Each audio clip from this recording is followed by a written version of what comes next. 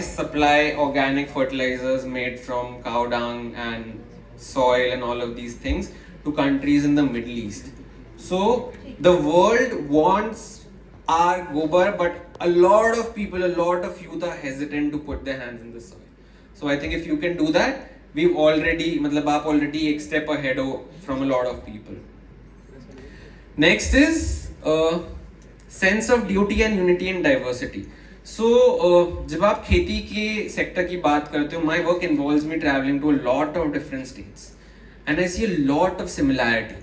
Language change हो जाती है, food change हो जाता है, basic interaction और ताने बाने change हो जाते हैं, but deep down we are all the same. हम सब लोगों की problems काफ़ी हद तक मिलती हैं, हम लोगों के प्रॉब्लम्स मिलती हैं, तो उसकी तरफ हमारा जो इंक्लिनेशन होता है कि भाई हमें इस चीज़ से प्रॉब्लम, हमें ये चेंज लाना है. I think in terms of quality of life I see it everywhere from the north south east to west. Our country is very diverse, but when we come together, आज के time पे क्या है, सब अलग अलग सोचते हैं कि भाई मेरे साथ ऐसा होना चाहिए, मेरे साथ ऐसा होना चाहिए. We don't come together, we are little hesitant. Ma'am यहाँ पे कितने स्टेट्स या कितनी ज्योग्राफीज से स्टूडेंट्स हैं? Where are they primarily based out of? Do we have students from across the country या primary from the north? North में काफी है. तो नॉर्थ में itself there is so much diversity. What do you think are the problems that you face in your geography or the district you come from? I'll just take two questions. But अगर कोई बताना चाहे that I come from this particular district and this is the biggest problem I feel there is in my constituency या geography. कोई भी अगर बताना चाहे. Okay, I see one hand. तो जवाब देगा तो हम ये कर और सकते if you are loud enough. ऐसे खाली इधर मैं दिल्ली से हूँ, so basically वहाँ पे pollution है सारी जगह, air, Okay. water and food में भी हमारे पास जो crops आते हैं वो भी polluted ही होते हैं almost soil pollution के through. So उसमें बहुत सारे chemicals use होते हैं, so I feel कि उसमें development होना चाहिए. Okay, perfect. I think उसने बहुत एक अच्छा एग्जाम्पल दिया. She said in terms of food only, but मैंने बहुत स्टेट्स देखे हैं और मैंने कैसे खाना उगाया जाता है वो भी देखा है. मैं आप लोगों को डराना नहीं चाहूँगा, बट ऐसी बहुत सारी चीज़ें जो मैंने खानी बंद कर दी. I love mangoes. How many of you here love mangoes? But I don't eat mangoes. Sir, why? Why? काफी लोग इंटरेस्टेड है. Why? क्या लगता है आपको, क्यों नहीं खाता हूँ मैं? So कार्बाइड से तो पकाया जाता है, but to be very honest उस पे सबसे ज्यादा जहर का उपयोग होता है.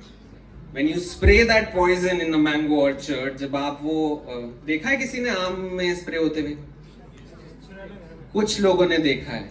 नेचुरल तो नहीं होता. आई कम फ्रॉम सहारनपुर, और सहारनपुर और Muzaffarnagar are the largest mango producing belts. हमारी कंट्री का सबसे ज़्यादा मैंगो उत्तर प्रदेश स्टेट उगाता है. उसमें भी अगर मैं बात करूं तो एक पर्टिकुलर डिस्ट्रिक्ट की, तो Muzaffarnagar is the highest. Muzaffarnagar Saharanpur अगल बगल में है. I interact with lot of mango farmers and जब मैंने वो देख लिया तो मैंने बोला ये तो मैं नहीं खा सकता, और मैंने अपने घर में भी लोगों को मैंगो खाने से रोक दिया. अब 3-4 साल से हमारे घर में मैंगोज नहीं आए, सिर्फ वो आए जो ऑर्गेनिक हैं एंड वो भी बहुत लिमिटेड अमाउंट में अवेलेबल होते हैं और हम सोर्स करते हैं. And this happens with every food that we eat. I have seen potatoes, I have seen mangoes, I have seen apples. मैंने लाल एप्पल खाना भी छोड़ दिया. हाँ, लाल वाले मत खाया करो, हरे वाले खाया करो. ये आज जो मैं बता रहा हूँ ये कोई नहीं बताएगा, बट ये बहुत काम आएगा. Feed green apples to your families. Don't eat mangoes. If you want mangoes, organic farmers से touch base करो. I'm just talking about this because this is the need of the hour. UP में government ने कई लाख करोड़ के grants निकाले हैं to fund agriculture based startups and ventures. हमारी country ने, अब आपने अक्सर सुना होगा कि किसानों को डीएपी और यूरिया नहीं मिल रहा है, बहुत दिक्कत है. सुना है? Yes, sir. But is it really a दिक्कत? हमारे किसानों को खेती, so we have generational wealth. When we talk of taking pride in our roots, हम एक खेती या कृषि प्रधान देश हैं और रहेंगे और रहना भी चाहिए, बट आज के टाइम पे एग्रीकल्चर हैज बिकम अनसस्टेनेबल। आप लोग तो एनसीआर से हो, यहाँ तो लोग सोचते हैं कि मेरी खेत की जमीन मुआवजे में, मतलब इसको मुझे मुआवजा मिल जाए, इसका ये हाईवे में निकल जाए और फिर तो मेरे मजे ही मजे हैं। अरे जब आपके पास खाने को खाना नहीं है, सांस लेने को हवा नहीं है, पानी नहीं है, तो कहाँ के मजे, कितना मजा कर लोगे आप? Our gut is the second brain, it's said. हमारी बॉडी के अंदर सेल्स से ज्यादा बैक्टीरिया होते हैं। If we eat certain kinds of food जिससे हमारे गट के बैक्टीरिया मर जाते हैं, तो हमारा थॉट्स ढंग से काम नहीं करते, our way of thinking gets compromised, and the decisions we are about to take or will take will be compromised. There's a little bit of science I've also studied, and my research led me to finding out all of this. And मैं बहुत सही बता रहा हूँ, ये सच में सच है। मैं अपने खेत पे अब सब्जियां उगाता हूँ और खुद खाता हूँ, और जिस दिन मैंने वो खाई होती है उस दिन मेरा दिमाग और शरीर अलग ही चलता है। जब मैं यहाँ दिल्ली आ जाता हूँ और बस फिर मैं बता नहीं सकता। आज मैं रात में सहारनपुर से आया हूँ तो अभी दिमाग बढ़िया चल रहा है, तो विश्वास कर लेना मेरी बात होगा। But that is not a problem.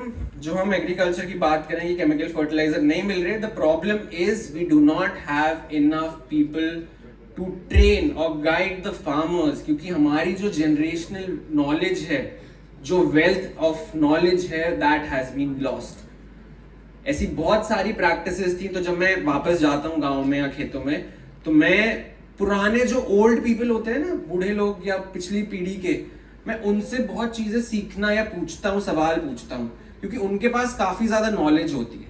So they tell me the practices that they used to follow a couple of generations ago, जिस वजह से उन्हें कभी chemical fertilizers use करने की जरूरत नहीं पड़ी, and still they were very much self-sufficient. आज हमारी कंट्री मैक्सिमम दालें इंपोर्ट करती है। Can you imagine? 10 में से 4 लोग अगर आप दाल खा रहे हो तो आपकी जो दाल है वो प्रोबेबली अफ्रीका से आई है, किसी और देश से इंपोर्ट होकर आई है, क्योंकि हमने दाल उगाना बंद कर दिया। हमने लालच की वजह से कि हम गेहूं उगाएंगे, चावल उगाएंगे। गेहूं तो हमारे यहाँ का है भी नहीं, it was imported from Mexico and the USA. और जब हमारे ऊपर फूड स्कैरसिटी का संकट था, तब हमने green revolution, I won't talk too much about it, but we need green revolution of a new kind. I am a certified master trainer in organic and natural farming from ministry of agriculture. Ghaziabad में एक centre है, national centre for organic and natural farming. अगर आप में से कोई भी interested है एग्रीकल्चर में, please do visit that place, you will get to learn a lot. But I think we need to take और feel a sense of duty and urgency. देखिए, ये आपके बारे में है, ये देश के बारे में बाद में है, ये सबसे पहले आपके बारे में, आपकी लाइफ के बारे में, मेरे बारे में। क्योंकि अगर मैं अच्छा नहीं होऊंगा, वो फ्लाइट में आप जाते हो ना, तो वो आता है कि दूसरे की सहायता करने से पहले ऐसे ऑक्सीजन कम होने के टाइम पे मास्क गिरेगा और वो दूसरे को लगाने से पहले खुद लगाना है। That is exactly what we have to do. So can we clap for this one person who is wearing a mask in the crowd और टू पीपल। सो ये सिंबॉलिकली है कि before you help others, you need to help yourself. So feel that sense of duty, that urgency, that अगर हम अपनी quality of life better करेंगे, हम अपनी family के लिए better कर पाएंगे, हम अपनी society के लिए better कर पाएंगे, और हम अपने देश के लिए better कर पाएंगे। जो भी हमारे 11 संकल्प हैं, that is more or less related to what we are doing above. Corruption, fulfillment of duties, end to dynastic politics if it's wrong, respect for the constitution. I think हमारे founding fathers of the country were very renowned, they were very well read, and उन्होंने एक बहुत holistic constitution, by taking the best from all different countries, they've given us a beautiful constitution. So yeah, all of this. Can you move to the next slide?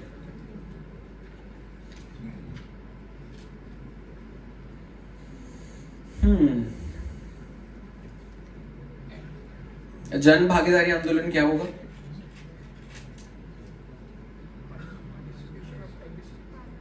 Contribution of every citizen.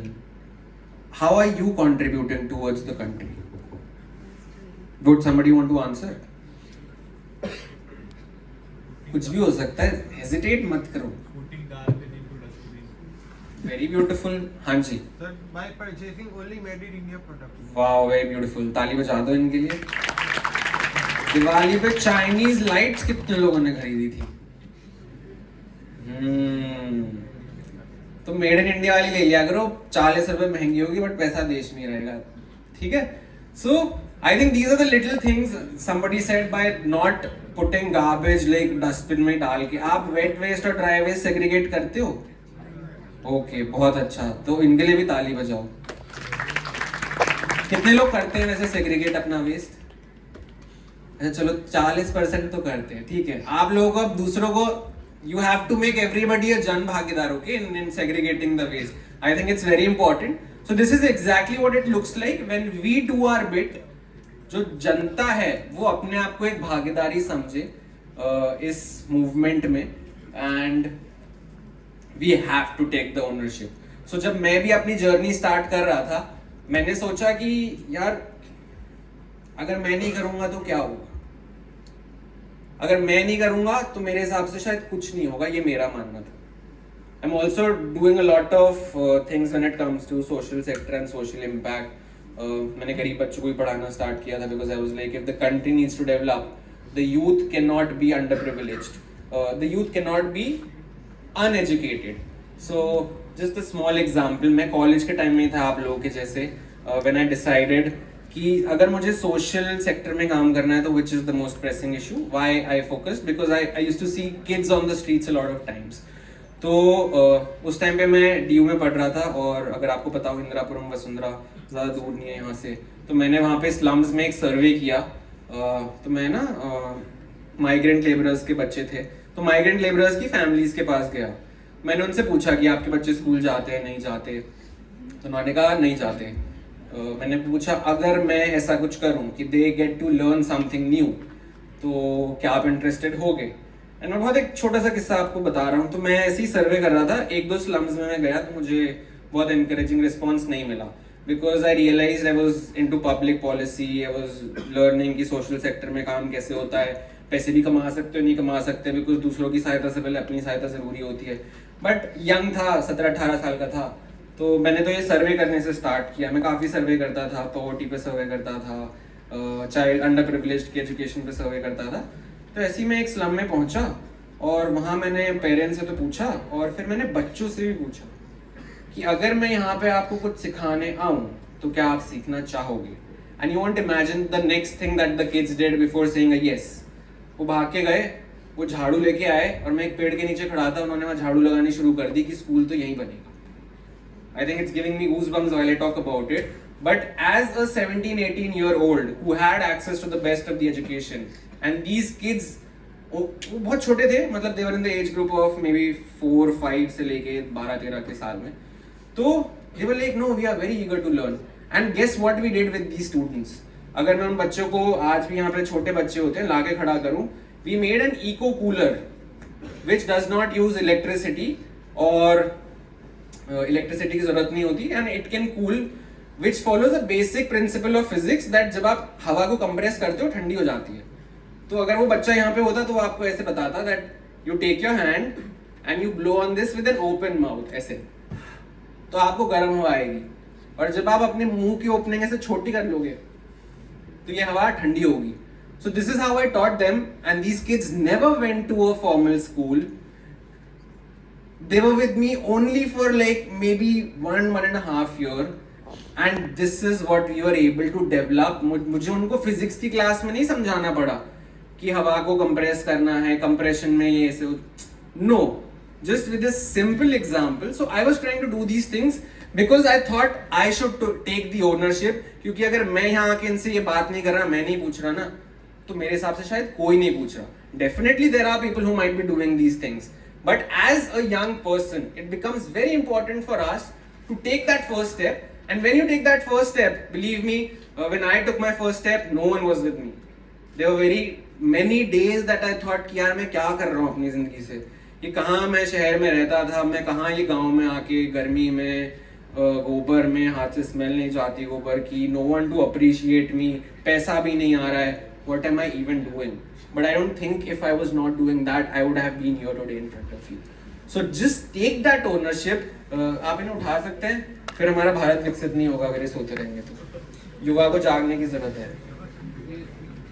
Anyways, कोई compulsion नहीं है, आप मेरी बात सुन रहे हो, ठीक है? मजा आ रहा है? नहीं आ रहा? बोरिंग हो रहा है?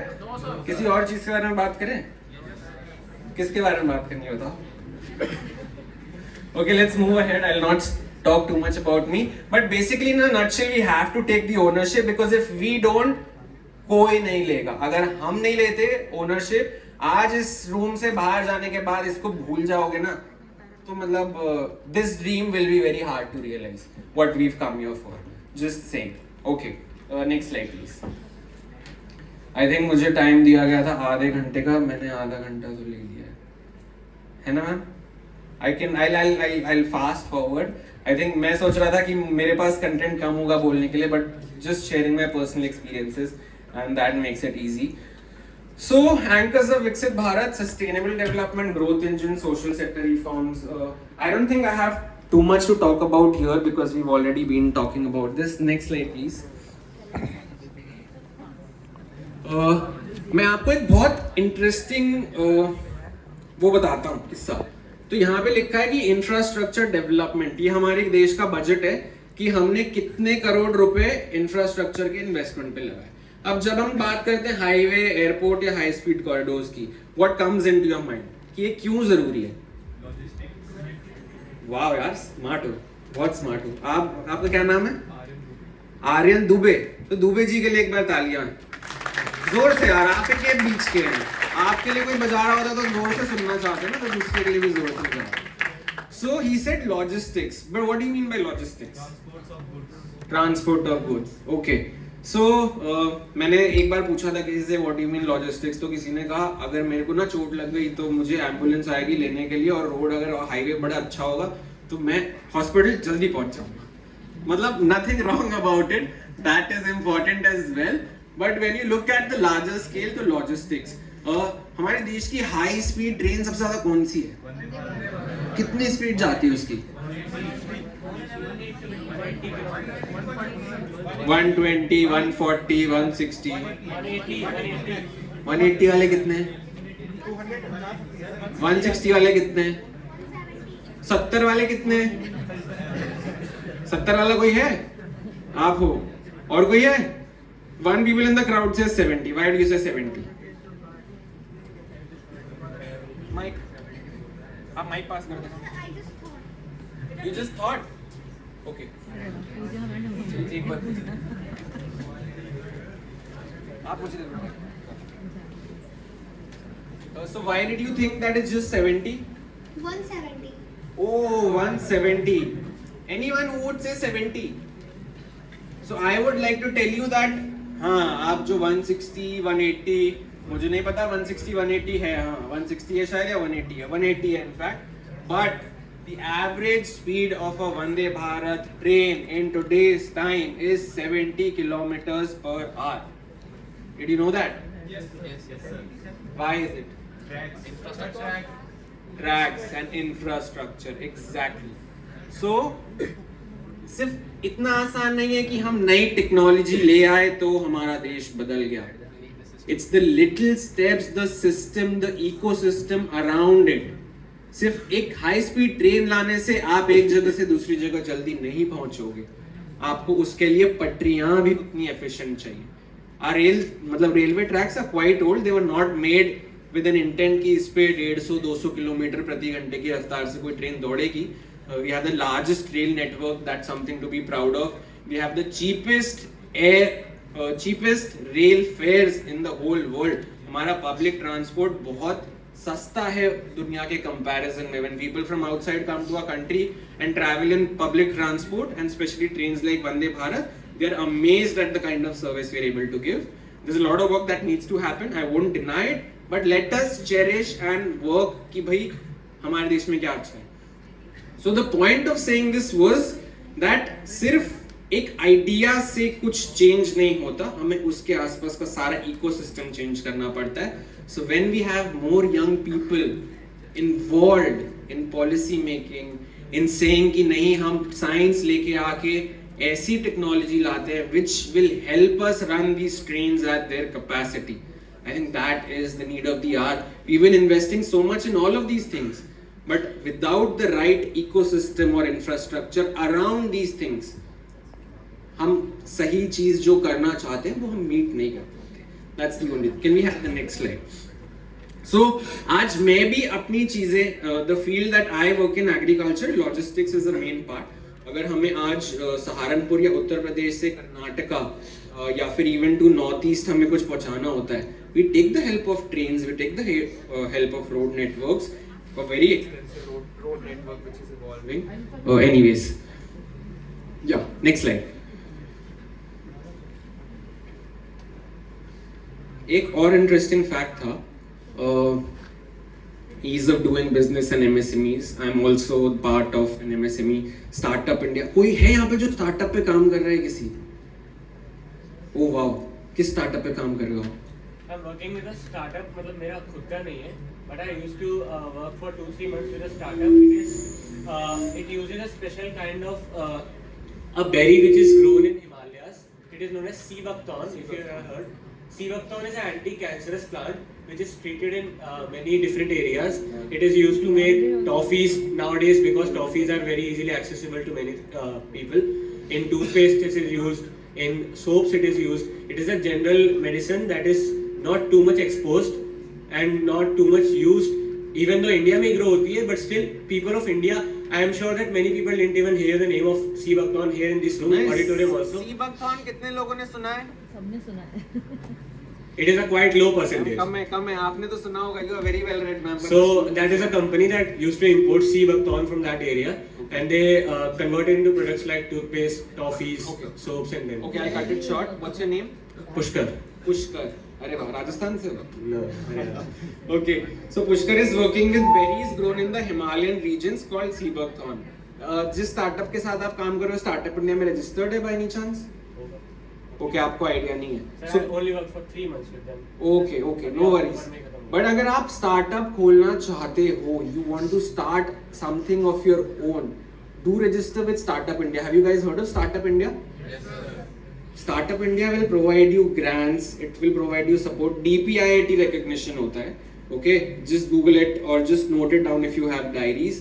But अगर आप टेक वाले हो, इंजीनियर्स हो, आई एम श्योर का कुछ लोग after graduating might think of working on a startup, या फिर जॉब करने के बाद सोचेंगे ऑफ गेटिंग इनटू और starting a startup. If you ever work, please do register yourself with startup India. You will get a lot of benefits and recognition from the government. आपके लिए funding, grants उठाना आसान हो जाएगा, आपकी credibility बढ़ जाएगी. And also register yourself with the MSME portal. I think हम जब बिजनेस करते हैं ना तो कई बार दिक्कत होती है कि क्लाइंट आपके पैसे नहीं देते. तो MSME के under you have a special provision that you have to be paid in a certain time span. अगर मैंने आपके नाम का इनवॉइस बनाया and you've not paid me for certain number of days,